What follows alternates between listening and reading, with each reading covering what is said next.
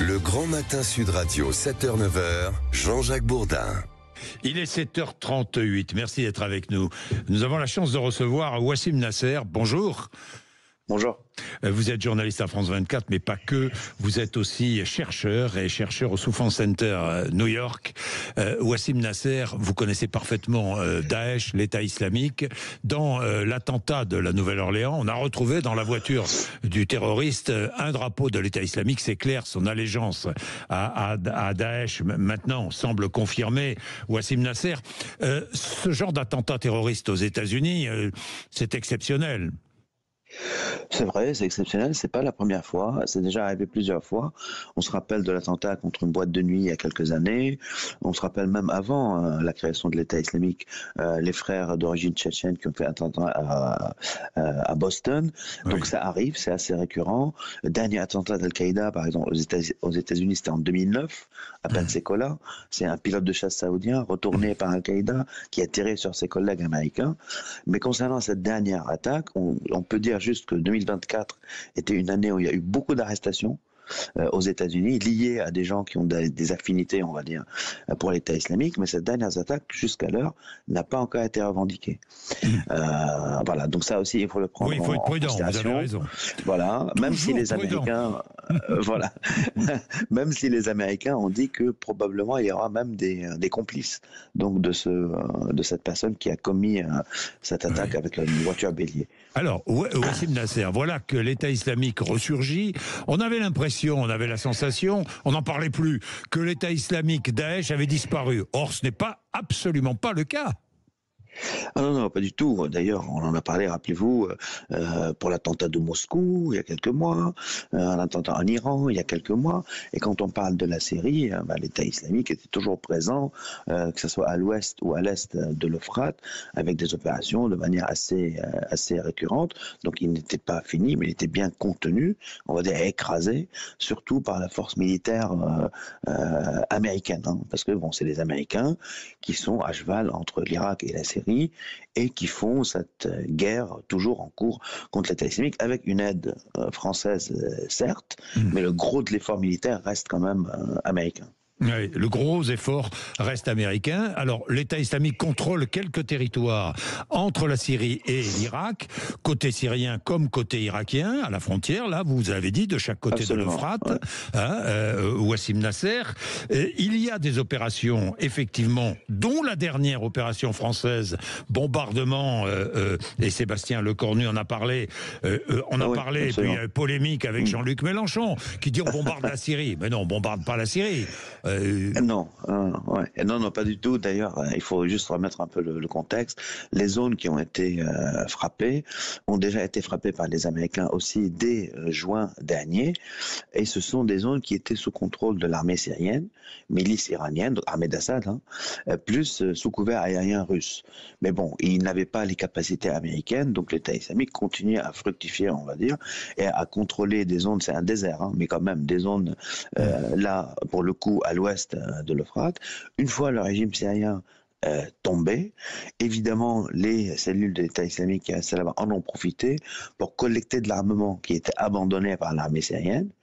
Et cet armement a été rassemblé à certains endroits de ce désert, et on peut imaginer que ce sont ces rassemblements d'armement qui ont été frappés par l'armée française, et avant elle, par l'armée américaine. Ouais. Donc avant, les Américains et les Français ne frappaient plus dans cette zone jusqu'en juin dernier, parce que c'était une zone de déconfliction avec les Russes. Donc ils les évitaient. Mais en juin dernier, et je terminerai là-dessus parce que c'est très important, on a découvert des complots ou des tentatives de commettre des attentats en Occident, et particulièrement en France, avant les JO, avec des ramifications qui ramenaient à des djihadistes présents dans le désert syrien, ce qui a justifié que les Américains recommencent à les frapper dès juin, alors que l'armée syrienne était toujours là-bas, faisant fi de la déconfliction avec les Russes, et ce qui explique aujourd'hui ce qui a eu lieu il y a quelques jours, que l'armée française retape aussi dans cette même zone désertique en Syrie. Wassim Nasser, parlons de la Syrie, que vous connaissez bien. Vous avez rencontré évidemment on a déjà beaucoup parlé, vous avez rencontré Mohamed Al-Joulani, nom de guerre, Abou Mohamed Al-Joulani, en fait, il s'appelle Ahmed Al-Shara. Vous l'avez rencontré. La Syrie, j'ai vu que le ministre des Affaires étrangères syrien était parti pour son premier voyage en Arabie Saoudite. Ça a une signification, Wassim Nasser? Oui, absolument. Donc moi, Shara, je l'avais rencontré en 2023, l'année dernière à Idlib, et cette année, il y a quelques jours, là, j'étais encore en Syrie. Donc évidemment, ce que vous dites, c'est important le premier voyage officiel soit vers l'Arabie Saoudite, mais il faut imaginer ça comme on va dire, une manœuvre diplomatique de l'Arabie Saoudite, pour justement faire un équilibre avec la Turquie, le Qatar, qui sont quand même aussi très proches, on va dire, du nouveau pouvoir en Syrie.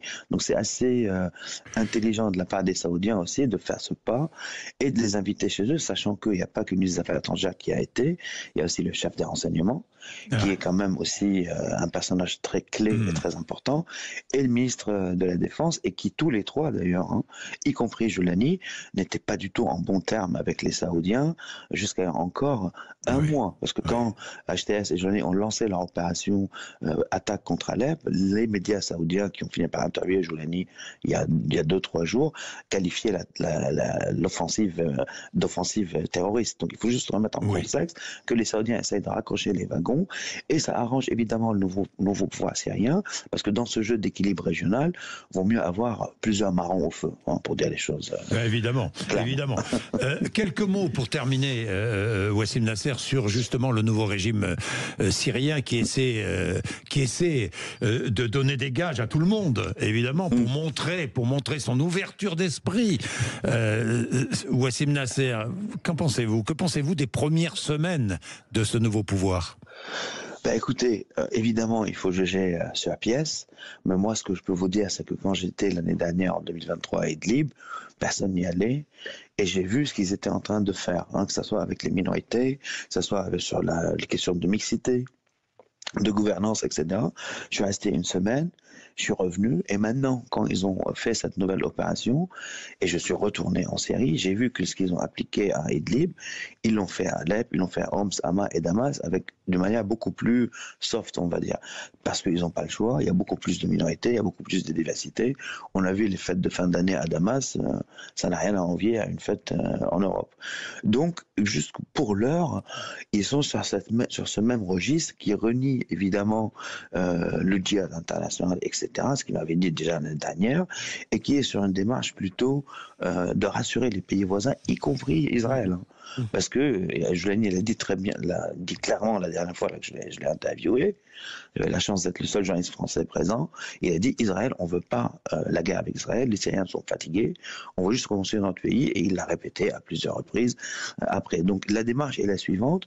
Mais évidemment, les obstacles sont nombreux, y compris dans l'aile la plus dure du nouveau pouvoir, jusqu'à l'aile la plus soft de la société syrienne. Donc c'est un jeu d'équilibriste. Et évidemment, lever les sanctions qui ont été mises sur le pays sous Assad, envoyer de l'aide, ça va aider quand même le nouveau pouvoir à continuer sur cette démarche, parce qu'encore une fois, les obstacles sont nombreux et ils viennent de l'intérieur plutôt que de l'extérieur, sans oublier les Iraniens qui voudraient quand même faire échouer cette expérience, les autres acteurs qui voudraient le faire aussi. Donc, on est dans une période, on va dire, d'observation, mais les gages qui sont donnés sont suivis d'action et sont très très coûteux pour l'actuel pouvoir en Syrie, parce que tout ce qu'il entreprend lui coûte en interne. Juste pour terminer là-dessus, le numéro 2 du groupe, par exemple, que j'avais rencontré l'année dernière, a été tué cette année en avril par un kamikaze à cause de cet éloignement du djihad global, et kamikaze de l'État islamique, et tous ces gages d'ouverture, comme vous l'avez très bien décrit, qu'ils étaient déjà en train d'appliquer à Idlib et continuent d'appliquer maintenant sur toute la Syrie. Merci Wassim Nasser, merci pour votre expertise et vos informations, c'est passionnant. Oui, et Nassim avait raison, parce que Twitter et les réseaux sociaux, vous avez dû le voir, sont remplis de ces platines et ces DJ qui mixent en plein air avec un sapin de Noël. Absolument. C'est complètement... on se dit, non mais pince-moi, je rêve. Donc, non mais vraiment, on sent quand même que Joulani donne des gages. Je ne sais pas s'il ne sera pas abattu par l'intérieur, justement. Enfin, bon, merci beaucoup Wassim. Merci beaucoup, bonne année. Merci, bonne année. Et bonne année.